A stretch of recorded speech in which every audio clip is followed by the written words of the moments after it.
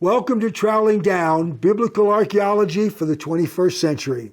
I'm Gary Byers, this is Dr. Stephen Collins, and we got questions. Well, we don't actually have a lot of questions, but there's a lot of other folks have been generating questions and challenges, and there's nothing wrong with that. To what? To the identification of el-Hammam as biblical Sodom. Yes. Which it is, but they haven't bought off on it yet. At least a few people haven't. So we're trying to set the record straight and answer some of the challenges and some of the questions that they have about our site and maybe other sites that they think might be Sodom. And that's good, healthy debate and good scholarship and good academia. Let's just tell both sides of the story and look at all of it and then make decisions. So last week we did a couple questions, and I still got some more out here. Now these are questions that people have been generating with us personally or on the internet. Questions or ideas. This is the stuff that's out there. So we did two last week. Pick one, anyone. Okay, this is one I'm going to get this time. Okay, the location of the Kikkar of the Jordan being in the southern Dead Sea area. Now, got to tell us about this Kikkar thing. Well, the Bible says, and of course Genesis 13 is the principal passage from which we get the embedded geography that takes us to the city of Sodom. That's what that passage is all about. In fact, it was specifically written to take the reader to the city of Sodom. It says there that Lot and Abraham were hanging around in the area of Bethel and Ai, which is up on the highlands just about 10, 12 miles north of Jerusalem. You and I excavated up there. Yes, indeed we did. And we pretty much know what you can see from up there and what you we can't. do.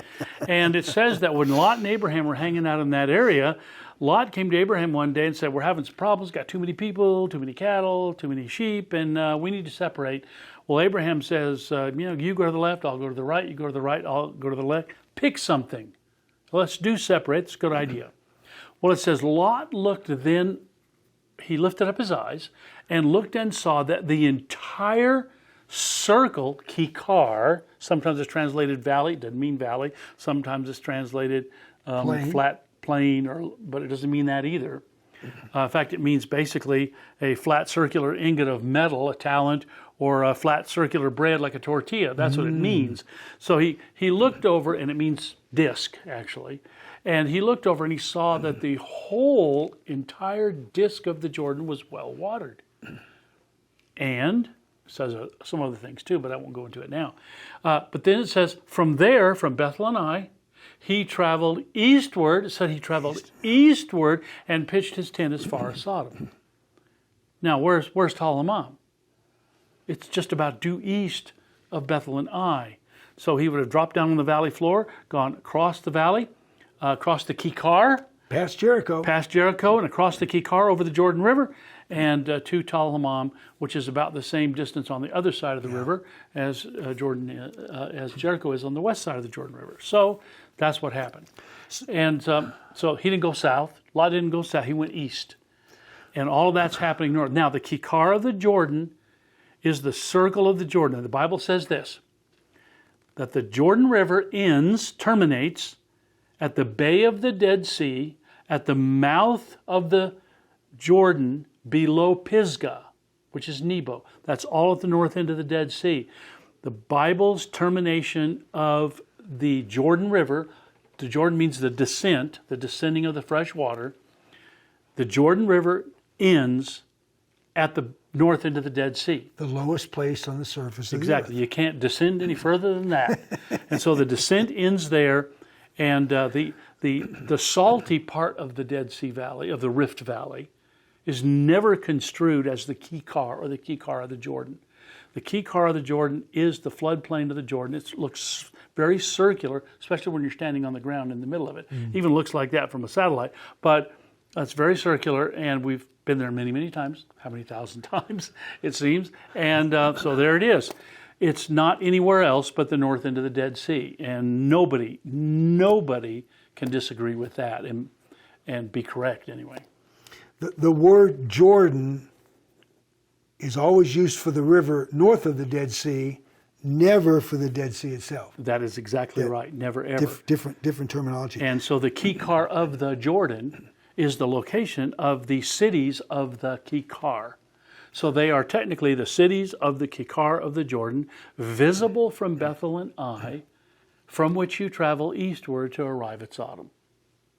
Simple as that. Anybody who studies that in detail will come up with that conclusion. Now, the word Kikkar is used as an ingot of a metal. Mm-hmm. That's used in the Bible. Is it used in the Bible as the tortilla, the flatbread, the pita bread? Yes. Is it actually used in the Bible? Yeah, the term is used 68 times in the Old Testament. 55 times it refers to either an ingot of metal or a flat circular loaf of bread. And by the way, in all the other ancient Near Eastern languages, Semitic languages, including and the Egyptian language as well, the word Kikar is found. It means the same thing. It never has a geographical application at all. And 13 times in the Old Testament, Kikar is used to describe that particular location of the Jordan Valley north of the Dead Sea. I do happen to know that on a modern Israeli map, because I found it one day myself, in Israel, when they have a roundabout. In Jerusalem, or anywhere, I guess. Yeah, anywhere in Israel they have a roundabout. They have on the map, in Hebrew, Kikkar, which means a round, flat disc where you go round and round, like on, what was that,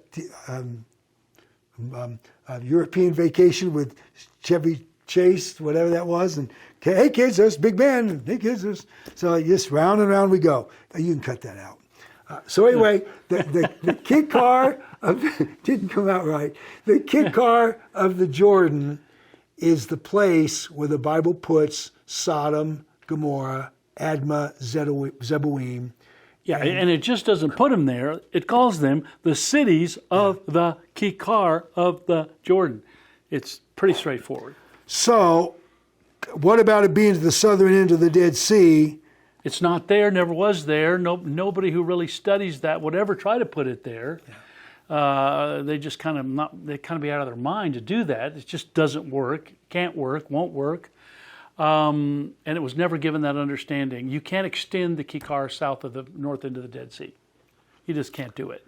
And so what we're talking about here is if you're going to find an ancient city that's been somehow lost, you've got to look at the text. You've got to understand everything the text says. The directions are very clear. This thing is to be in the right place. Sodom has to be north and east of the Dead Sea. That's what the Bible says. End of discussion. Everything else has to be taken off the table. That's the only place for it. Well, that sounds pretty definitive. To put it mildly. Yeah, to put it mildly. All right, here's another one. Uh-oh. Sulfur balls in the southern Dead Sea area.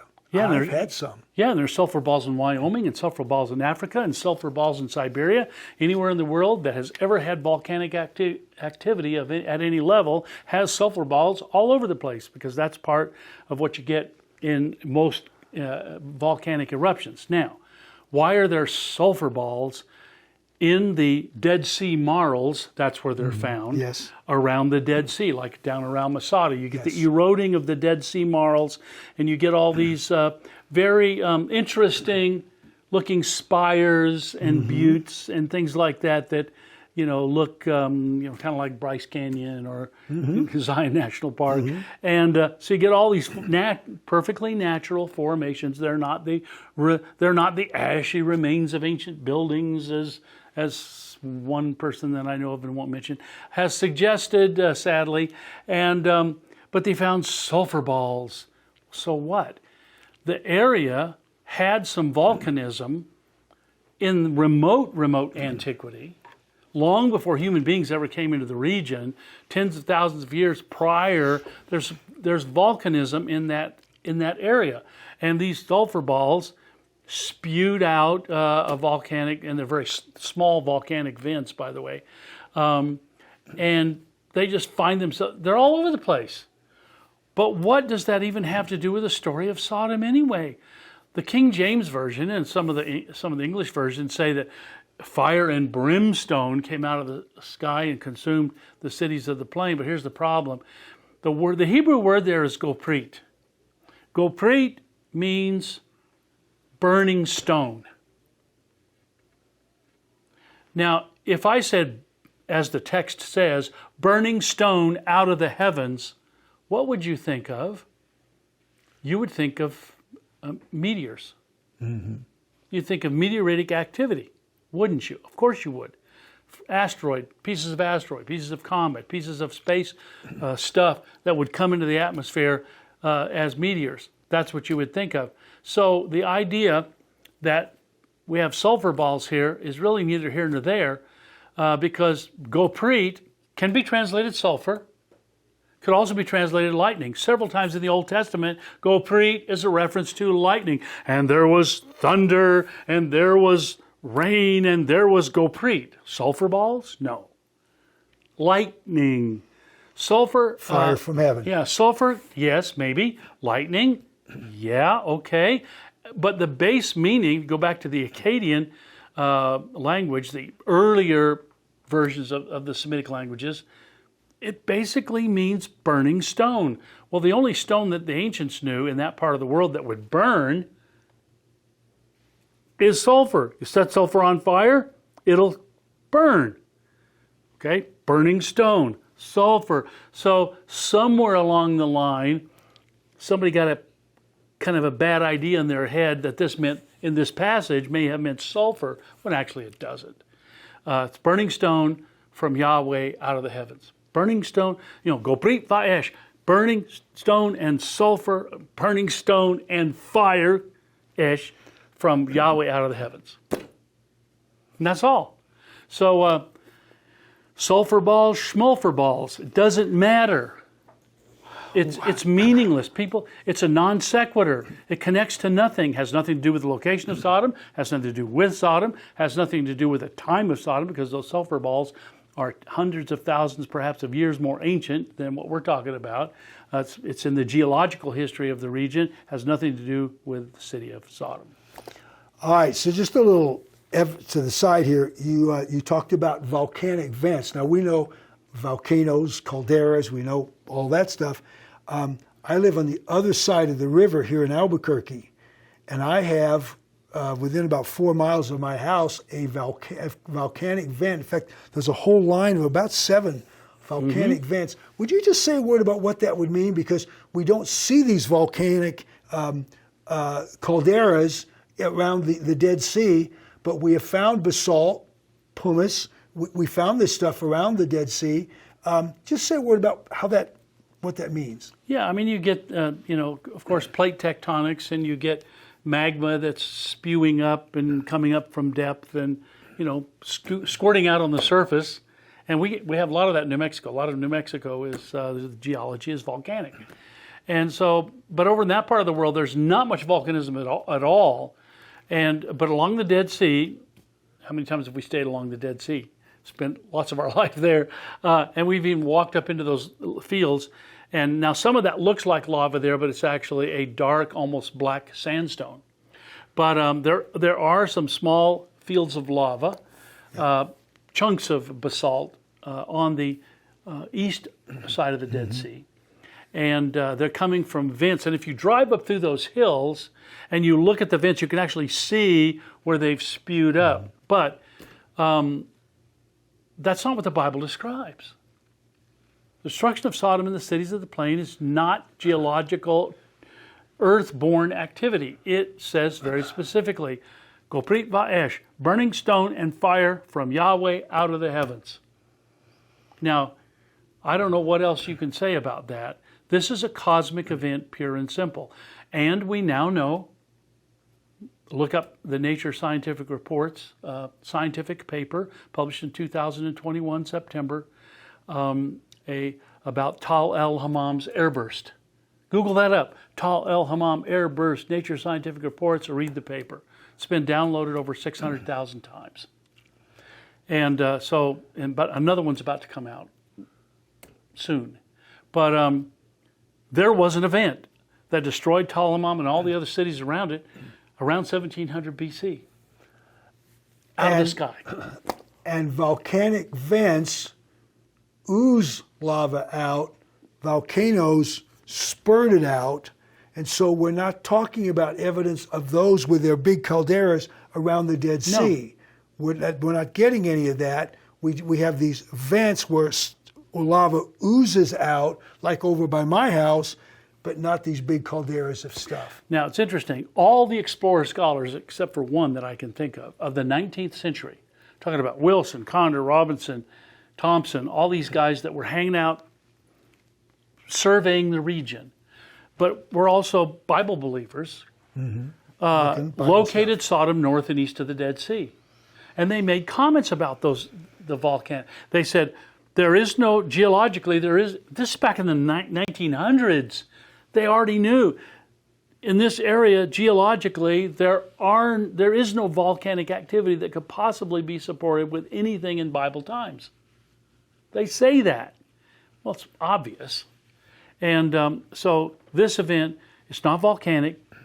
It's not some kind of fissure that opened up, allowing a bunch of methane gas or natural gas that ignited and came out and formed a plume and they came down on the cities. By the way, that's never happened in the history of the planet that I know of. So they're just making stuff up. But airbursts happen. Yeah. Tunguska, Siberia, 1908. Chelyabinsk, Russia, 2013. There was another one just recently that was pretty spectacular. These things happen all the time. And it's just that up to the time of Sodom and since then, none of these has ever hit an urban area. Okay. And that's why the scientists that are working on the airburst that destroyed Sodom and the cities of the plain, they're interested in that because they want to know what it looks like when one of these events hits an urban area, and I promise you it's not pretty. Yeah. The evidence that we got is pretty amazing. Well, that's what we're talking about. Tal el-Hammam in Jordan, suggested to be the city of Sodom and Gomorrah. And we're looking at the evidence from the Bible, from archaeology, from geology, and we're talking about it. Everybody else is on the internet, so we're talking too. Thanks for joining us. We got some more questions on the table. We'll do them next time.